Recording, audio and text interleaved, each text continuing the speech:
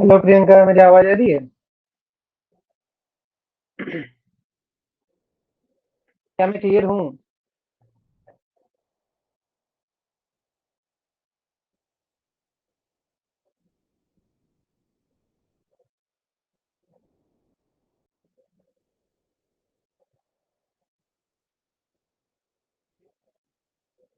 क्या मेरी आवाज सुनाई दे रही है? ओके। थोड़ा वीडियो में इशू रहेगा, लेकिन आवाज तो क्लियर है। हाँ, ठीक है। आगे देखते हैं।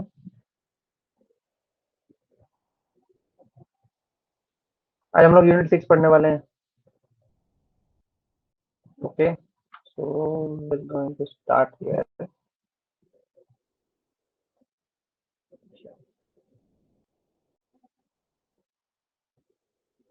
देखने जाते हैं। हम्म। स्क्रीन आ रही है नहीं यार?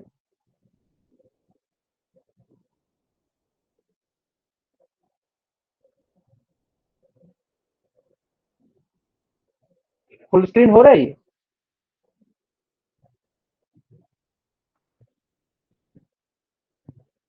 हेलो। कंप्लीट स्क्रीन दिख रहा है या नहीं दिख रहा है?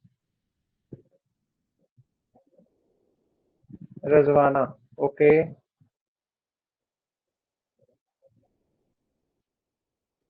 1 मिनट देना। स्क्रीन में शो है।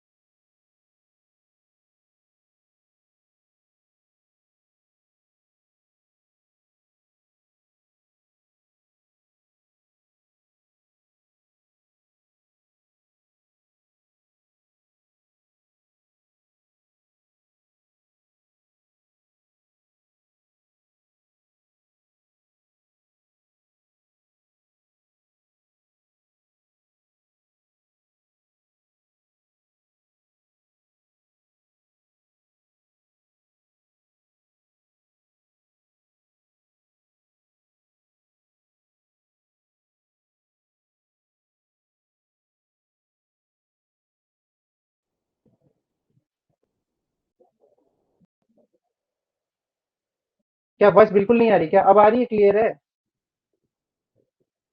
है या नहीं है? हाँ या ना? Priyanka, are you getting my voice और नॉट? देखो अभी तक मैंने तुमको जो भी पढ़ाया है उसमें मैंने क्या दिखाया है? हाँ ठीक है, तो मैंने तुमको ये पढ़ाया है कि इसमें इन्वायरमेंटल प्रोटेक्शन एजेंसी जो है यूएसए का, वो नेशनल एयर क्वालिटी स्टैंडर्ड्स को बताता है, जिसमें कि 6 कॉमन पॉल्यूटेंट है, जिसमें से सल्फर डाइऑक्साइड है, नहीं सल्फर ऑक्साइड है, कार्बन मोनोऑक्साइड है, नाइट्रोजन डाइऑक्साइड है, ओजोन है, पीएम 2.5 एमपीएम है जिसका नाम है टोटल सस्पेंडेड पार्टिकुलेट मैटर। ठीक है, लेड भी है, इसके अलावा मर्क्यूरी भी इसमें इंक्लूडेड होता है। करेक्ट, हमने ये पढ़ाया। सेकंड में हम क्या पढ़ रहे हैं? नाइट्रोजन ऑक्साइड्स के जो टाइप्स हैं वो पढ़ रहे हैं। तो नाइट्रोजन ऑक्साइड्स के जो टाइप्स है तुम देख सकते हो, नाइट्रिक ऑक्साइड है, नाइट्रोजन डाइऑक्साइड है, नाइट्रेट है, नाइट्रोस ऑक्साइड है, डाई नाइट्रोजन डाइऑक्साइड है, डाई नाइट्रोजन टेट्रा ऑक्साइड। ठीक है, लेकिन इनमें से कौन पॉल्यूटेंट है ये भी जानना तुम्हारे लिए जरूरी है, क्योंकि देखो इन्वायरमेंट में रह रहे हो तो सबके सभी इन्वायरमेंट में रह रहे हैं। ठीक है, ये सब भी इन्वायरमेंट में तो रह ही रहा है ना। दीज वंस जिसकी नाइट्रोजन नॉक्स जो है, इनमें से 7 ऑक्साइड्स के बारे में तुम पढ़ लिए नाइट्रोजन, लेकिन इनमें से कौन पॉल्यूटेंट है ये तो जानना जरूरी है। जैसे कि यहाँ पे नाइट्रिक ऑक्साइड NO, ये क्या है? ये पॉल्यूटेंट में कंसिडर है। And the second one is nitrogen dioxide, that is NO2, ये तुम्हारा कन्वर्ट पोल्यूटेंट्स के अंदर आता है। बाकी सब आता ही नहीं है, तुम देख सकते हो बैक में, दीज आर नॉट कमिंग। ये नहीं है पोल्यूटेंट भाई, इतना ही है।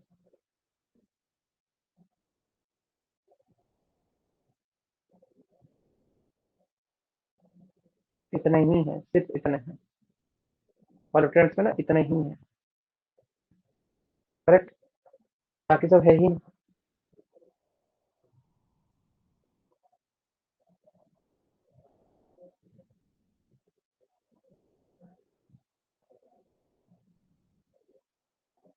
बाकी सब है ही नहीं। ठीक है, तो ये तुम इन्वायरमेंट में रहने के बावजूद भी तुम इसको फील नहीं कर पाते कि नाइट्रोजन ऑक्साइड है और वो पोल्यूटेंट की तरह काम कर रहा है, क्योंकि तुमको दिखता नहीं है। एयर पार्टिकल्स दिखते नहीं है, इसका मतलब नहीं है कि उनका कोई वजूद ही नहीं है और वो काम ही नहीं कर रहा है। अभी तो तुम लोग सिर्फ यूजी नेट की तैयारी में घुसे हुए हो। पता है मल्टी डोनर बिजनेस है ये।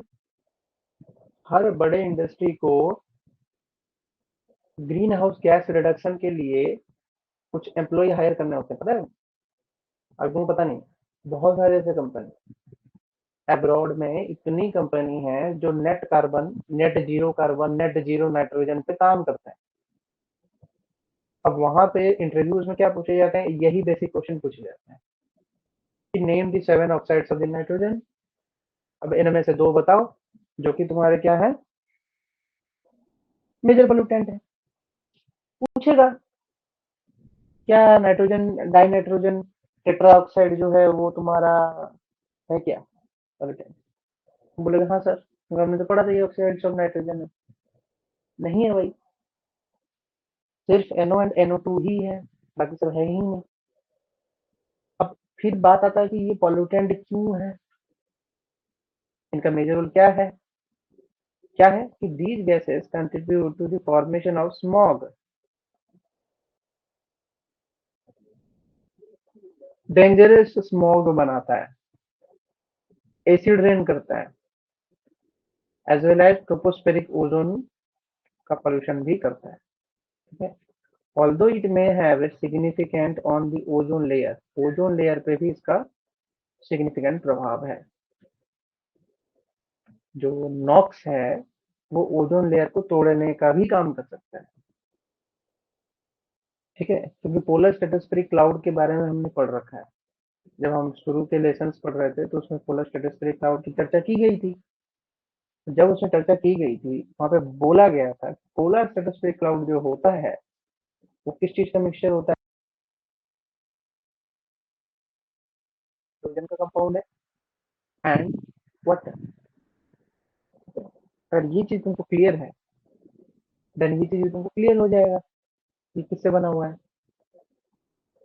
करेक्ट, अब तुम यहाँ पे रिएक्शंस देख सकते हो, जैसे कि NOY equal to NOZ plus NOx. ये नॉक्स किससे बना है? NO plus NO2। तो NOZ जो है वो क्या होता है? HNO3, HONO2, 2N2O5, HO2NO2, tan, nitrate, organic nitrates, but not NH3। NH3 नहीं। फिर क्वेश्चन में पूछ लिया जाता है कि भाई जो नॉक्स है ये कैसे मेजरमेंट किया जाएगा, क्या मेथड से भाई इसको मेजरमेंट करने का थोड़ा बता दो। तो इसके दो मेथड है। नॉक्स को डिटरमाइन करने के लिए दो तरीके के मेथड्स यूज किए जाते हैं। एक होता है केमिल्यूमिनेसेंस, जो कि तुमको यहाँ दिख रहा है, जैसे मेथड केमिल्यूमिनेसेंस की एक मेथड है। Okay. And other method is Jacob Hochheiser method. दो method, chemiluminescence and Jacob Hochheiser. अब कोई पूछेगा कि सर ये केमिल्यूमिनेसेंस मेथड है क्या, बता दोगे? अच्छा, ये जो वर्ड है केमी, क्या समझते हो?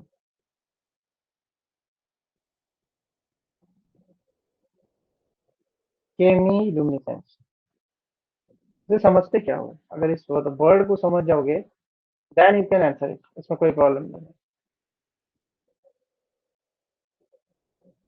ये कौन सा टॉपिक है सर? एयर पोल्यूशन में? हाँ जी, हम एयर पोल्यूशन पढ़ रहे हैं तो एयर पोल्यूशन का ही टॉपिक होगा, कोई दूसरा टॉपिक तो होगा नहीं। यूज केमिकल्स, मैंने पूछा केमी ल्यूमिनेसेंस एक वर्ड, दो वर्ड से बना हुआ है, तो क्या है वो दो वर्ड का मीनिंग, समझा सकते हो?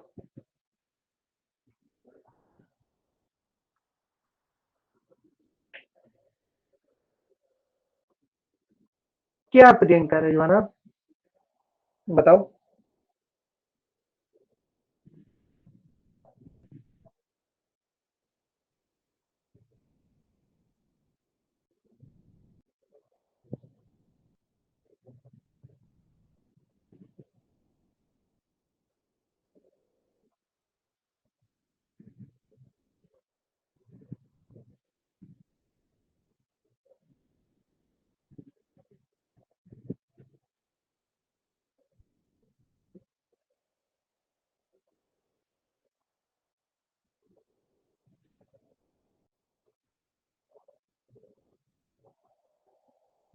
नो। अच्छा, तुमने केमिस्ट्री में पढ़ा होगा, तुमने उस चीज में कभी इस चीज को भी पढ़ा होगा कि उसमें तीन चार सेल होते हैं किसी भी एटम में, KLMN सेल्स होते हैं, करेक्ट? तो वो जो KLMN सेल होते हैं, जब तुम इलेक्ट्रॉन को एक्साइट करते हो तो वो जाता है एक हायर एनर्जी स्टेट पे, फिर वो ग्राउंड स्टेट पे आता है। तो जब ये ग्राउंड स्टेट पे आता है तो क्या है, वो एक लाइट एमिट करता है। केमिल्यूमिनेसेंस की एग्जैक्टली सेम चीज कि तुमने केमिकल रिएक्शन किया, जिसकी वजह से क्या हुआ कि उस पार्टिकल के जो एटम्स है वो एक्साइट कर गए, एक्साइट करने के बाद क्या हुए, वापस अपने ग्राउंड स्टेट में आ रहे हैं, तो वो कुछ लाइट एमिट करेंगे। उस लाइट के बेसिस पे तुम पता कर सकते हो कि ये क्या है, तुम्हारा नॉक्स है। ठीक है, ये चीजें मैं यहाँ समझा रहा हूँ, इस चीज के बारे में याद रखना। इसके बाद आता है जैकब हॉयस्चर मेथड। कौन सा मेथड? Jacob Hochheiser method. ठीक है, तो जैकब हॉयस्चर मेथड में क्या होता है, तो पूछेगा अरे जैकब हॉयस्चर, ठीक है, तो इसमें क्या किया जाता है, देखो इसमें ना एक रिएजेंट ऐड किया जाएगा, जैसे कि तुम्हारा यहाँ पे क्या होगा, नॉक्स पता चलेगा। ओके। और फिर वो बात आता है कि सर ये रीजन क्या है, कैसे करेंगे। ठीक है, तो उसका अगर डिटेल मेथड तुमको जानना है तो क्या होता है उसमें कि जो NO2 होता है एयर में, उसको कलेक्ट किया जाता है स्क्रबिंग स्क्रबिंग मेथड से उसको कलेक्ट किया जाता है एक सॉल्यूशन में जिसका नाम है सोडियम हाइड्रोक्साइड, सोडियम आर्सेनेट। दो मिक्सचर होते हैं, sodium hydroxide and sodium arsenate solution. ठीक है। अभी जो एब्जॉर्ब NO2 होता है is determined by azo dye. Azo dye होता है जिससे कि उसको मेजर किया जाता है। ठीक है। अब इस मेथड का जो रेंज एक अलग सेट करके हम क्या करते हैं कि इसमें रिएक्शन करवाते हैं, NOH के साथ रिएक्शन करवाते हैं, एब्जॉर्बिंग रिएजेंट डालते हैं, आर्सेनिक कंपाउंड्स वगैरह भी इसमें आते हैं, सोडियम आर्सेनेट वगैरह भी डाला जाता है। ठीक है। फिर फाइनली क्या होता है कि इसमें एक वैल्यू निकलता है। ठीक है, किसका, सोडियम नाइट्राइट का। तो सोडियम नाइट्राइट सॉल्यूशन का जो वैल्यू निकलता है वो हमको डिटरमाइन करके देता है कि नॉक्स तरीके से होगा। आई विल अपलोड, इसकी चिंता मत करो। ये जो पोर्शन है जैकब वॉइस्चर का, ये पूरा मेथडोलॉजी के साथ मैं तुमको अपलोड करके दे दूंगा। ठीक है। But exam point of view से तुमको बस इतना ही याद रखना है कि जैकब वॉइस्चर मेथड क्या होता है और किस काम में आता है, इससे जानने की जरूरत नहीं। ठीक है, दिस इज वेरी सफिशियंट कि तुम इतना ही जानो। ठीक है, आगे चलते हैं। आगे क्या बोलता है, फॉर्मेशन रिएक्शन। ठीक है, क्योंकि फॉर्मेशन के बारे में तो जानना जरूरी है कि कैसे फॉर्मेशन हो रहा है, क्या मेथड्स है। ठीक है, तो अगर फॉर्मेशन देखें तो क्या बताता है, होता है कि जो, एक मिनट, हाँ, जैसे कि ऑक्सीजन है और नाइट्रोजन है, ये रिएक्ट नहीं करते हैं। कहाँ पे, एम्बिएंट टेम्परेचर में कतई रिएक्ट ना करें। ये कब रिएक्ट करते हैं, जब हाई टेम्परेचर होता है। इससे क्या होता है कि एक एंडोथर्मिक रिएक्शन होता है। एंडोथर्मिक रिएक्शन तो समझ रहे हो कि अमाउंट ऑफ एनर्जी जो है वो एब्जॉर्ब होगी, जिसकी वजह से क्या होगा, various oxides of nitrogen form होगा। मतलब ये बहुत ही सिंपल कॉन्सेप्ट समझाया है कि एक नाइट्रोजन कभी भी एक ऑक्सीजन के साथ नॉर्मल एटमॉस्फेयर में रिएक्ट करेगा ही नहीं। उसके लिए हमको क्या चाहिए, उसके लिए हाई टेम्परेचर एटमॉस्फेयर चाहिए। नॉर्मल एटमॉस्फेयर में कतई ना रिएक्शन होगा ना कुछ होगा। यही चीज वो इसमें समझा रहा है, इसमें समझा रहा है। ठीक है, ये चीज तो क्लियर हो गया होगा, कतई जब रिएक्ट करेगा ही नहीं इसमें, हमारा नॉर्मल एम्बिएंट एटमॉस्फेयर में। ठीक है, तो क्या होता है कि mixture of air and fuel, जब गाड़ी में डालते हो तुम, क्या तेल वगैरह डालते हो, ठीक है, तो नेचुरली एक तो वो फ्यूल से बनेगा, क्योंकि फ्यूल में नाइट्रोजन कंटेंट होता है। ठीक है, उसमें जब मिक्सचर ऑफ एयर रिएक्ट करता है तो वो नाइट्रोजन ऑक्साइड बनाएगा। दूसरा क्या है, लाइटनिंग, तो जानते ही हो लाइटनिंग की वजह से भी होता है। सो अगर हम बात करें in atmospheric chemistry, the term NOx means the total concentration of NO and NO2। ठीक है, फिर क्या बोलता है, in the presence of excess oxygen O2, nitric oxide NO reacts with oxygen to form NO2। ठीक है, मतलब ऑक्सीजन के प्रेजेंस में नाइट्रिक ऑक्साइड जो है वो रिएक्ट करता है NO2 को फॉर्मेशन के लिए। Correct.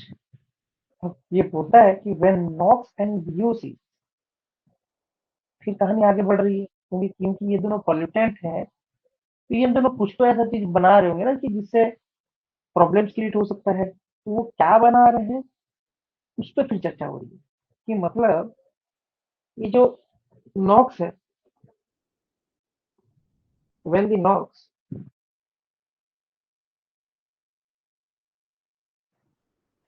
react to the presence of sunlight, they for photochemical smog, photochemical smog बनाते हैं। ठीक है, a significant form of air pollution, correct. ठीक है, तो ये तुमको पता होना चाहिए, यही एग्जाम में बार बार पूछ लेते हैं। ये जो नॉक्स है, तो जब VOC के साथ रिएक्ट करता है सनलाइट के प्रेजेंस में, तो क्या बनाता है, तो तुमको पता होना चाहिए कि ये फोटोकेमिकल स्मॉग बनाता है। ठीक है, वो पूछ दिया था कि फोटोकेमिकल स्मॉग का प्रीकर्सर क्या होता है, 2022 के पेपर में पूछ दिया, फोटोकेमिकल स्मॉग का प्रीकर्सर क्या होता है। नहीं आ रहा था बच्चों को, एकदम शुद्ध हिंदी में भी बोले हैं तो भी गलत करके आ रहे थे बच्चे, एकदम गलत करके आ रहे थे। क्यों गलत करके आ रहे थे, कॉन्सेप्ट ही पता नहीं है कि किससे क्या फॉर्मेशन होता है, ओजोन लीक क्या आ रहा है। फोटोकेमिकल स्मॉग का प्रीकर्सर तो सिर्फ VOC एंड नॉक्स है। ओजोन कैसे हो सकता है, ओजोन नहीं होता है। ओजोन कंपाउंड के फॉर्मेशन होता है तब होता है, मतलब प्रोडक्ट स्टेट पे ओजोन होता है, रिएक्टेंट स्टेट पे ओजोन नहीं होता है जब रिएक्शन होता है। तो ये जो कंसेप्ट क्लियर नहीं है बच्चों का, ये गलत करवाता है एग्जाम। इसी चीज को मैं तुमको समझा रहा हूँ कि भाई रिएक्टेंट में तुम्हारा ओजोन नहीं है, ozone is the production part, product state पे रहेगा। ठीक है, तो ये चीज दिमाग में क्लियर रखना। Okay, this should be clear.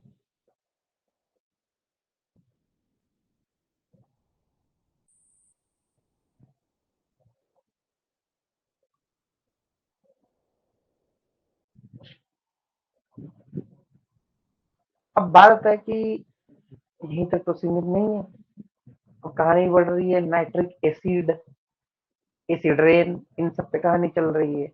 इनमें क्या होता है, जो नाइट्रिक एसिड और एसिड रेन की बात कर रहे हैं उसमें क्या बोल रहे हैं कि जो नाइट्रोजन ऑक्साइड है वो नाइट्रिक एसिड तब बनाएगा जब उसमें सिंपली तुम्हारा H2 ऐड हो जाएगा। वो लिखा है when dissolved in the atmospheric moisture, atmospheric moisture में ये डिजॉल्व होगा तब वो एसिड रेडिकल बनेगा, forming a component of acid rain. ठीक है, ये चीज समझा है।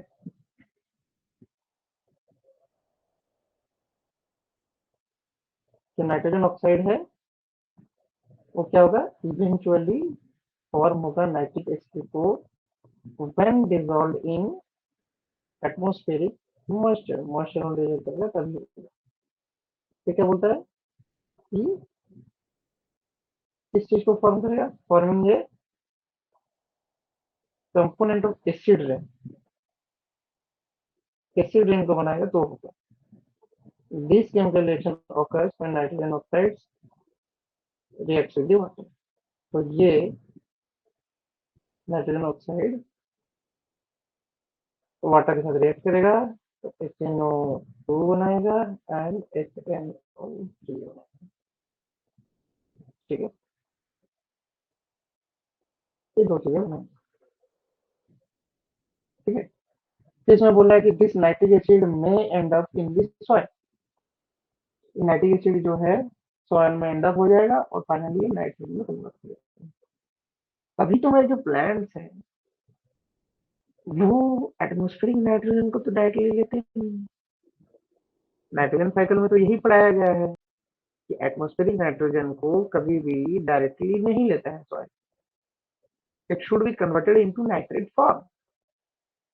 तो नाइट्रेट फॉर्म में कन्वर्ट होने के लिए भी तो ये चाहिए। ठीक है, तो ये सिंपल हुआ। ये टाइम तो तुमको समझ में आ रहा होगा। चलो, अब हम बात करते हैं नेचुरल सोर्सेस कौन कौन से हैं नाइट्रिक ऑक्साइड के। नाइट्रिक ऑक्साइड से अगर नेचुरल सोर्सेस की बात करें, ये प्रोड्यूस होता है तुम्हारा थंडरस्टॉर्म से, due to extreme heating of the lightning, it is called by splitting of nitrogen molecules. वहां पे नाइट्रोजन मॉलिक्यूल्स की स्प्लिटिंग हो जाती है। This can result in the production of acid rain. ये एसिड रेन के प्रोडक्शन में भी रोल प्ले कर सकता है। ठीक है, फिर क्या बोलता है कि if nitric oxide forms compound with the water molecule in precipitation, तो क्या होगा, तभी तुम्हारी ये चांसेस है कि ये बनेगा। तो नेचुरल सोर्सेस में क्या बोला है कि nitric oxide is produced during the thunderstorm and due to extreme heating of the lightning and is caused by splitting of nitrogen molecules. ठीक है, this can result in the production of acid rain. ठीक है, if the oxide forms the compound with the water molecule in the precipitation. क्या क्या समझाया, समझ रहे हो? सेंटेंस को बार बार पढ़ोगे 3-4 बार, तब तुमको समझ में आएगा। एक झटके में तो समझ में आएगा ही नहीं तो क्या बोला जा रहा है। ठीक है, नाइट्रिक ऑक्साइड जो है वो प्रोड्यूस हो रहा है कब, जब थंडर स्टॉर्म में एक्सट्रीम हीटिंग लाइटनिंग होगी। फिर समझ में आया कि कोई भी नाइट्रोजन के ऑक्साइड तभी बनेंगे जब हाई टेम्परेचर होगा। लाइटनिंग के बिना तो हाई टेम्परेचर पैदा होने की संभावना ही नहीं है। ठीक है, तो उस समय हो क्या रहा है कि नाइट्रोजन मॉलिक्यूल भी स्प्लिट कर दे रहे हैं N2 को। ठीक है, जो कि ऑक्साइड्स बना के एसिड बना के प्रेसिपिटेट कर देते हैं। ठीक है, फिर इसके बाद बायोजेनिक सोर्सेस भी हैं। तो बायोजेनिक सोर्सेस में तो सिर्फ agricultural fertilization, nitrogen fixation by plants, ठीक है, एटमॉस्फेरिक नॉक्स को कंट्रीब्यूट करते हैं by promoting the nitrogen fixation by organism, micro organisms के द्वारा जब नाइट्रोजन फिक्सेशन को प्रमोट किया जाता है तब वो फॉर्मेशन होता है। ठीक है, इसके अलावा इंडस्ट्रियल के दो सोर्सेस हैं। इंडस्ट्रियल सोर्सेस में दो तरीके हैं, एक होता है थर्मल नॉक्स, एक होता है फ्यूएल नॉक्स। थर्मल नॉक्स और फ्यूएल नॉक्स में डिफरेंसेस है। ठीक है, थर्मल नॉक्स तुमको यहाँ दिख रहा होगा, agricultural fertilization and use of the nitrogen fixing plants also contribute to atmospheric NOx। अब थर्मल नॉक्स तुम देख सकते हो, थर्मल नॉक्स जो है वो कैसे बनता है, फिर कहानी है उसके पीछे। थर्मल नॉक्स का तुम फॉर्मेशन यहाँ पे चेक कर सकते हो कैसे बनता है। थर्मल नॉक्स क्या लिखा हुआ है, thermal NOx refers to the NOx formed through high temperature of oxidation of diatomic nitrogen। Thermal NOx तब बनता है जब तुम्हारा नॉक्स जो है हाई टेम्परेचर में ऑक्सीडेशन होके डायटोमिक नाइट्रोजन बनाता है and found in the combustion air। The formation rate is primarily a function of temperature and residence time of nitrogen at the temperature। बहुत चीजें समझा है।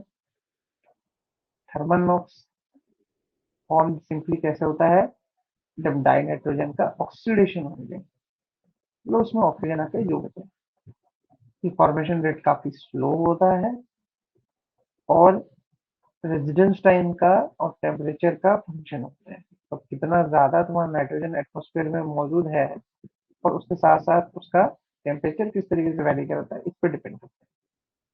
इसके बाद आते हैं फ्यूएल नॉक्स। फ्यूएल नॉक्स तो तुम समझ लो ये कैसे बनता है। It is estimated that transportation of fuels cause 54% of the anthropogenic human caused NOx। ठीक है,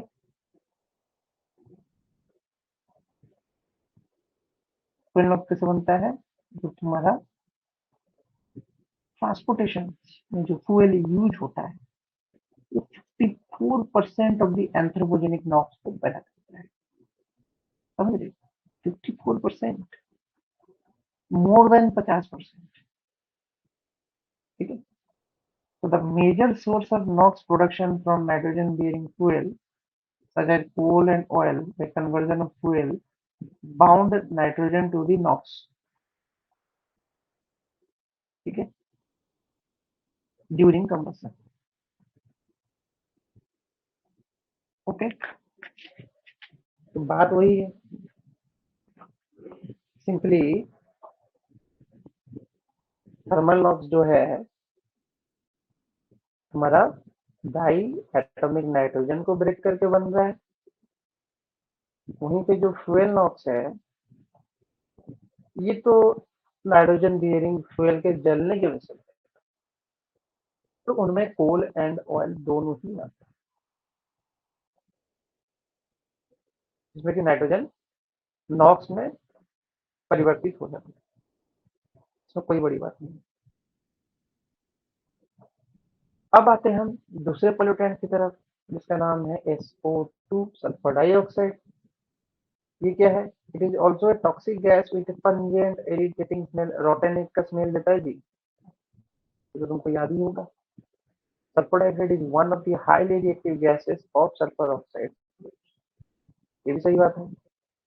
other gases of SOx are SO3. SO3 तो अलग थी, ये भी मिलता है atmosphere at a concentration much lower than SO2. But SO2 जो है उसका फॉर्मेशन तभी होता है जब सल्फर ऑक्सीजन की तरफ एक्सपोज होगा, लेकिन फिर वही कहानी, हाई टेम्परेचर, हाई टेम्परेचर. समझते हो? ये सब मीनिंग एंडोथर्मिक रिएक्शन है. कोई भी पूछ सकता है तुमको एग्जाम में सेशन लिखने में कि क्या ये हाई टेम्परेचर में फॉर्मेशन होता है SO2 का. ठीक है, ड्यूरिंग फॉसिल फ्यूल कंबशन किस स्टेट पे होगा? क्या ये एंडोथर्मिक रिएक्शन होगा? हाँ जी, ये एंडोथर्मिक रिएक्शन ही होगा. SO2 का जो फॉर्मेशन है वो एंडोथर्मिक रिएक्शन ही है, कुछ नया चीज नहीं है इसमें. ये दिमाग में तुम्हारे क्लियर होना चाहिए. ठीक है, फिर बात आता है कि ऑयल रिफाइनिंग इंडस्ट्रीज में भी दिखता है ये. ठीक है, और मेटल स्मेल्टिंग, मेटल स्मेल्टिंग के जगहों पे भी दिखता है. It is toxic at high concentration. ये तो सही बात है. सल्फर डाइऑक्साइड जो है वो भी टॉक्सिक है हाई कंसंट्रेशन. सल्फर डाइऑक्साइड का रोल क्या है? सल्फर डाइऑक्साइड जो होता है it dissolves in the crowd of में डिजॉल्व हो जाता है and oxidises to form sulphuric acid बनाता है, which can fall to the earth as a acid rain or form sulfate aerosol particles in the atmosphere. ठीक है, and acid rain react with the marble or Taj Mahal called yellowish. तो तुम्हारा H2SO4 जो है that is the major cause of यह ताजमहल का yellowish होना तुम्हारा SO3 के फॉर्मेशन की वजह से है. ठीक है, फिर बात आता है कि what is the reason behind the blackening of the Taj Mahal. So results indicate that deposited light absorbing dust and carbonaceous particles, both black carbon and bromocarbon from the combustion of fossil fuel and biomass, okay, are responsible for surface discoloration of the Taj Mahal. Correct.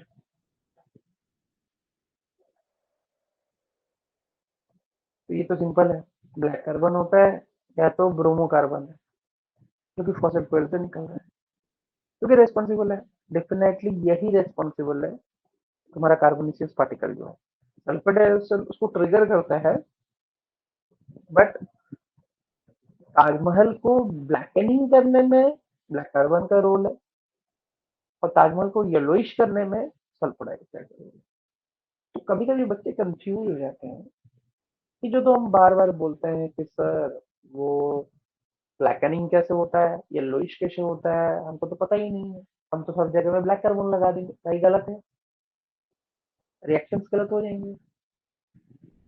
तुमको पता होना चाहिए कि blackening और yellowish में फर्क होता है. येलोइश मतलब पेल येलो कलर का बनना, लेकिन ब्लैकेनिंग क्या होता है, स्पॉट बनना, अंदर में स्पॉट क्रिएट हो जाएगा, जैसे चंदा मामा में स्पॉट नहीं, वैसा स्पॉट क्रिएट हो जाएगा। तो वो स्पॉट तो यहाँ ये क्रिएट नहीं हो रहा है ना, समझ रहे हो? इसमें फर्स्ट वाले में तो नहीं हो रहा है ये चीज, करेक्ट। तो यहाँ भी तुम देख सकते हो, एक और मेथड है। फिर बात आता है कि क्या हम कोई मेथड्स हैं जिनमें से हम क्या कर सकते हैं, कुछ पार्टिकल्स को सेटल डाउन करा सकते हैं, कुछ हाई हेवियर पार्टिकल्स को क्या कर सकते हैं, सस्पेंड करा के हम उसको अलग कर सकते हैं। कोई ऐसा मेथड है? हाँ जी, ऐसा मेथड है। क्या मेथड है? Gravitational settling. ठीक है, ग्रेविटेशनल सेटलिंग। ग्रेविटेशनल सेटलिंग जो है वो क्यों यूज होता है? देखो, ये जो यूज होता है, ये उन पार्टिकल्स के लिए यूज होता है जो ग्रेटर देन 50 माइक्रोमीटर से, अब माइक्रोमीटर तो तुम समझ रहे हो, ग्रेटर देन 50 माइक्रोमीटर हो और गैसियस स्ट्रीम के साथ आए, ठीक है, ये यूज होता है। मतलब अगर कोई हवा है उसमें एक्सेसिव लोड है डस्ट का, बहुत ज्यादा उसमें डस्ट मौजूद है, तो उसको रिमूव करने के काम आ सकता है। कौन? ग्रेविटेशनल सेटलिंग मेथड जो है, उसको रिमूव करने के काम आ सकता है।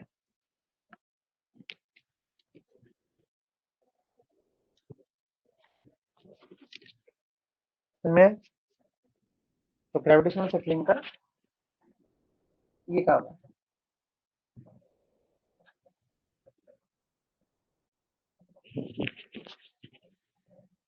Okay,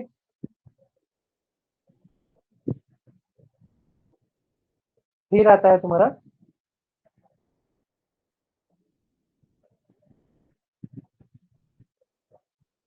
horizontal ट्राया।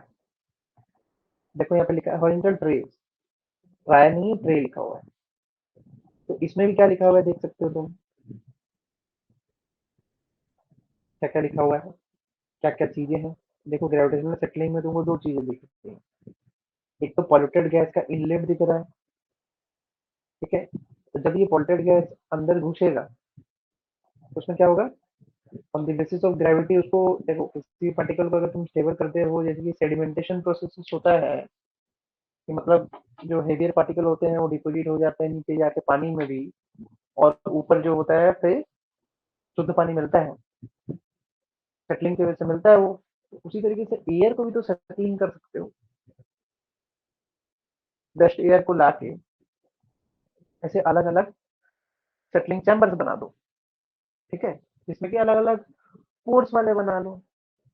ये भी जो है इसमें पोर्स बना लो, ये थोड़ा बड़ा साइज का होगा, इससे छोटा साइज और इससे छोटा साइज और इससे छोटा साइज और ऐसा कर लो, तो नीचे वाला छोटा ऊपर ऐसा कर लो, तो हवा तो एंट्री करेगी, तो on the basis of their mass they will settle down. तो हम ग्रेविटेशनल सेटलिंग मेथड बोल रहे हैं, और जो भी हवा बाहर निकल रही है वो जाके यहाँ पे आउट हो जाएगी।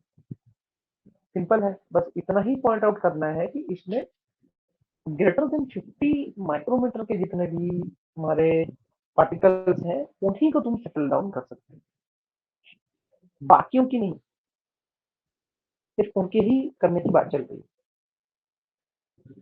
ठीक है। इसमें एक्सट्रीम डस्ट लोडिंग होना चाहिए, तब ये अच्छे से काम करेगा। फिर इसमें एक्सट्रीम डस्ट लोडिंग होगा तब ये अच्छे से काम करेगा। इसमें एक्सट्रीम डस्ट लोडिंग होना चाहिए, तब ग्रेविटेशनल सेटिंग काम करता है। इसके बाद आता है तुम्हारा साइक्लोट्रॉन सेपरेटर। अब उसमें और इसमें क्या फर्क है, ठीक है। साइक्लोट्रॉन सेपरेटर, और इसमें क्या फर्क है? देखो, साइक्लोट्रॉन सेपरेशन जो है is a method of removing the particulates from air, gas to liquid stream without the use of the filters. हमने ग्रेविटेशनल सेटलिंग में पढ़ा कि ऊपर में क्या है तुम्हारे बड़े वाले पोर्स होंगे, नीचे जाते जाते थोड़े छोटे होते जाएंगे पोर्स, क्योंकि तुम यहाँ देख रहे थे इसका साइज थोड़ा बड़ा था, इसका छोटा, इसका छोटा, इसका छोटा पोर्स, इसमें जो फिल्टर आउट होके जाएगा। हम इसकी बात करें, करेक्ट? आवाज आ रही है या नहीं आ रही? क्या है साहब? प्रियंका जी, रजवाना जी, रजवाना जी तो कुछ बोल ही नहीं रहे हैं। क्या रजवाना जी, आवाज आ रही है? आ रही है आपको आवाज? हाँ या ना भी तो बोलेंगे तब तो समझ में आएगा। आपको तो आ रही है प्रियंका जी, हम समझ रहे हैं। रजवाना जी को आ रही थी? आ रही है सर। ठीक है, तो देखो हम इंस्ट्रूमेंटेशन पढ़ रहे हैं प्रियंका एंड रजवाना, इस चीज पे ध्यान दो। जब तुम इंस्ट्रूमेंट्स के बारे में पढ़ रहे हो तो इस चीज पे ध्यान दो। लेकिन फिर वही बात है, तुम लोग पढ़ते हो लेकिन नोट्स नहीं बनाते हो, ना नोट्स बना रहे हो ना कभी दिखाते हो, ये गड़बड़ी है भाई। प्रियंका, तुम अभी तक टेलीग्राम में अप्रोच नहीं किया है, क्या मीनिंग है? टेलीग्राम तुम ज्वाइन नहीं किया ग्रुप? रजवाना, तुमने भी टेलीग्राम ग्रुप ज्वाइन नहीं किया सुना है? You haven't joined yet. आप लोगों को ज्वाइन करना चाहिए ना, वहाँ पे बीच बीच में कुछ कंटेंट डालते रहते हैं हम लोग। अभी तक तो कोई ज्वाइन ही नहीं है। ज्वाइन क्यों नहीं किए हो? ज्वाइन तो कर लो। ज्वाइन कर लो वहाँ पे।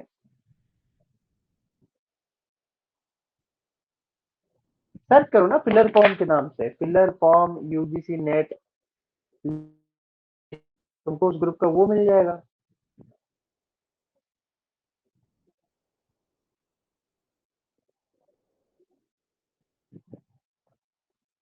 टेलीग्राम लिंक की जरूरत ही नहीं है, तुम सिंपली जाओ ना वहाँ पे, pillar form UGC net environmental science लिख दो, एक ग्रुप तो दिखाएगा ना। Filler form UC net EVS लिखो, कैपिटल में लिख के देखो filler form UC net EVS, तो उसका ग्रुप आ ही जाएगा।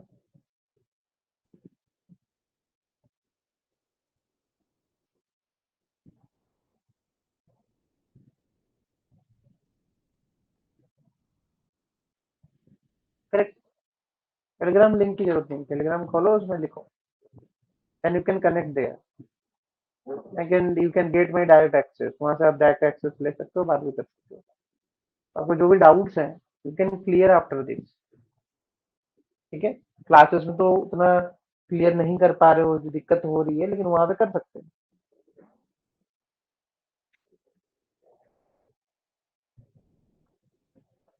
ठीक है, तो क्लियर है ना?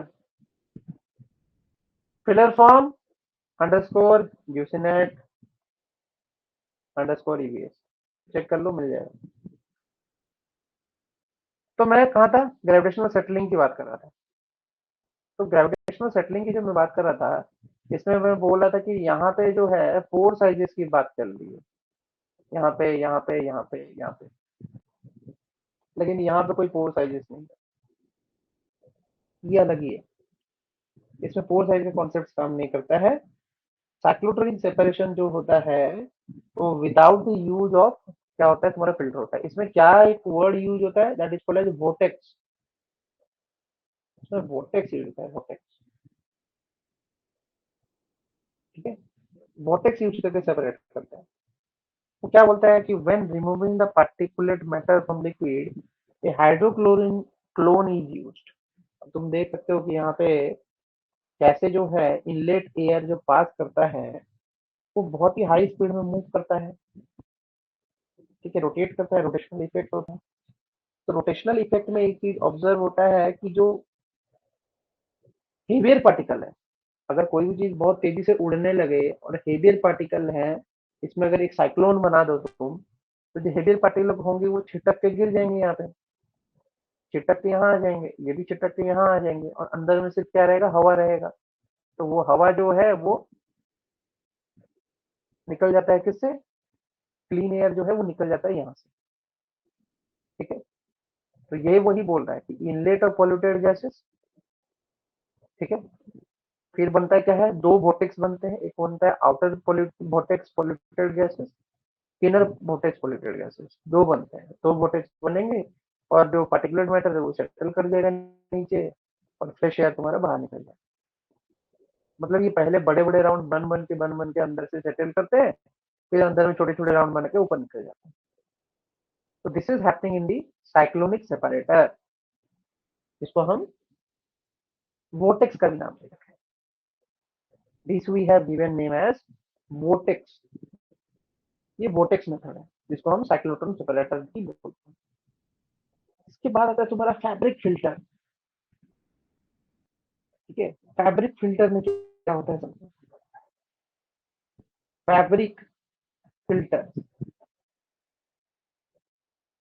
फैब्रिक फिल्टर में क्या होता है कि ये भी रिफर किया जाता है पार्टिकुलर मैटर को, depositing the particle on the fabric material, fabric material होता है। ठीक है, अब तुम इसमें क्या बोल सकते हो, इसको हम बैग हाउस भी बोल सकते हैं। इसका नाम है बैग हाउस फिल्टर। ठीक है, अगर हम बात करते हैं जैसे कि तुम यहाँ पे इनलेट एयर को छोड़ रहे हैं। ठीक है, इनलेट एयर यहाँ अंदर गया। ठीक है, अब इनमें क्या है कि इनमें तुमने क्या लगा रखा है, फिल्टर्स लगा रखा है भाई। इनमें इनमें फिल्टर रखा है, फैब्रिकेशन कर रखा है। तो हवा जब इसमें से जाएगी, तो ये जो फिल्टर्स लगे हुए हैं इनमें से हवा पास करके बाहर निकल जाएगी, लेकिन जो डस्ट पार्टिकल है वो तो गिरना शुरू हो जाएगी। ठीक है, तो एक तरीके से शेकर मैकेनिज्म है, शेक कर देता है, शेक करता है, ये जो है ऊपर नीचे शेक करता है। तो हवा जाती है, इस पे शेक हो जाता है, और निकल आता है तुम्हारा डस्ट पार्टिकल। जबकि ये फिल्टर बैग्स जो होते हैं ये हमारे उसको फिल्टर आउट करके बाहर निकाल देते हैं अच्छे हवा को। ठीक है, और उसके बाद तुम आउटलेट में डिस्चार्जिंग मटेरियल को कलेक्ट कर सकते हो। अब तुम सोच रहे होगे कि सर इसका क्या यूज है। भाई ये फैब्रिक फिल्टर अगर रहेगा, तो तुम कम से कम ये तो बता पाओगे कि उस जगह का जो PM10 या PM2.5 पार्टिकल तुम ऑब्जर्व करते हो, उसमें कौन सा मटेरियल मौजूद है, मतलब किस एलिमेंट से वो PM2.5 या PM10 का मटेरियल बना हुआ है। That you can say from observing this. तो फैब्रिक फिल्टर एक इंपॉर्टेंट चीज है, इसको हमको जानना जरूरी है। ओके, तो आज का जो क्लास है वो हम फैब्रिक फिल्टर तक ही रखेंगे, क्योंकि आगे हम कंटिन्यू अगले क्लास में करेंगे। Okay, I think रजवाना and Priyanka, आज के क्लास में तुम्हारा एयर पोल्यूशन शुरू हो चुका है, और ये पॉल्यूशन का बहुत बड़ी यूनिट है और बहुत इंटरेस्टिंग यूनिट है। एंड आई थिंक ये कवर अप कर लोगे तो तुम्हारा बहुत सारा जो चीजें हैं वो क्लियर आउट हो जाएगा। ओके, हाँ प्रियंका तो पहले ही भागने के चक्कर में, गुड नाइट। नींद आ रही है क्या, प्रियंका नींद आ रही है, थैंक्स सर बोल के भाग रहे हो।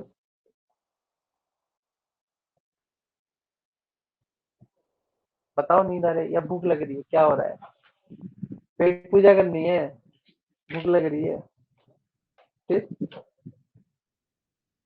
क्यों भागना चाहते हो।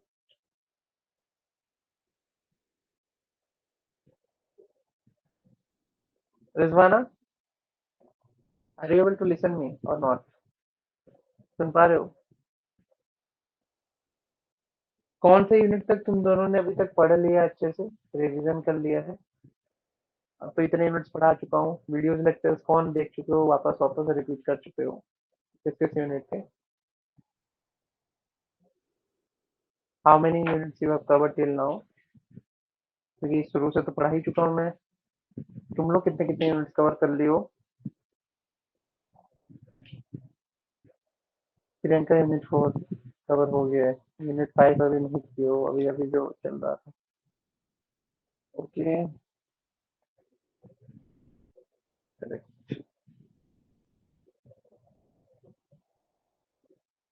ठीक है।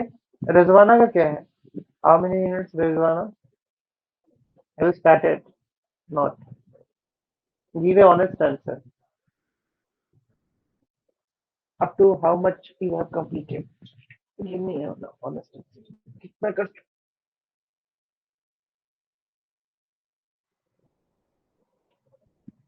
बता भी दो कितना कर चुके हो।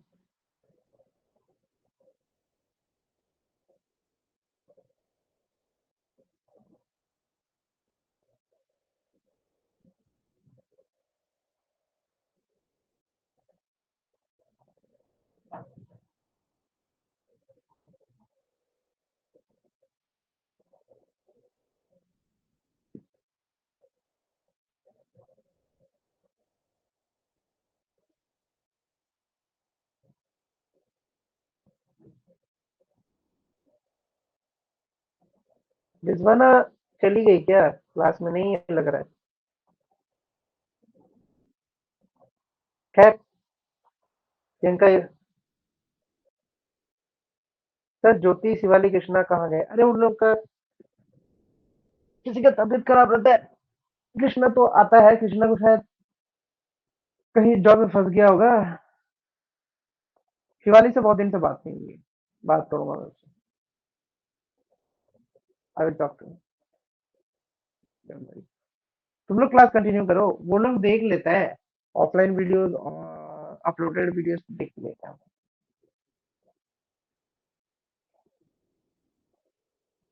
ओके,